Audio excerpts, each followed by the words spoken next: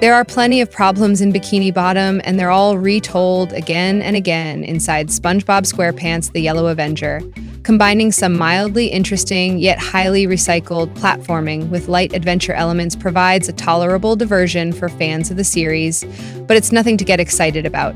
And for those who have no clue about what this squishy yellow fellow is all about, there's no reason to pick this up. Spend that cash on a few of the DVDs instead. The world here is split up into 9 separate areas, and you'll be sure to become overly familiar with them. There's Rock Bottom, the residential district, the restaurant district, and others that are filled with plenty of things to jump over or onto. In the beginning of the game, SpongeBob makes a little mistake and causes evil red bubbles to attack the population. This means that citizens are running back and forth with red bubbles flying about their heads. Jumping on them knocks off the bubbles, but if they hit you, you'll lose a bit of life in the process. Even better, these citizens will all be back if you leave an area and come back to it, so expect to be jumping on heads by the 100. Aside from the fleeing citizens, there are plenty of floating bottles, moving platforms, and conveyor belts to jump on.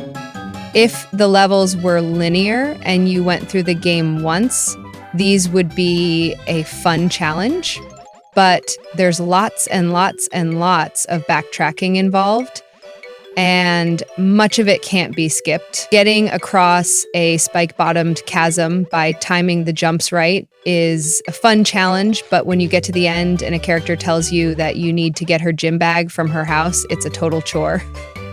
That involves going back across the platforming areas, getting the bag on another quest, and going back over the area a 3rd time. This constant travel is typical since most of the quests in the game require SpongeBob to go and get something and bring it back. The only challenge is in figuring out where the item is, since the game rarely gives many clues. Fans of the show will have an idea of where someone's house or job is, but anyone else will need to find the information online or rely on brute force of exploring everywhere twice.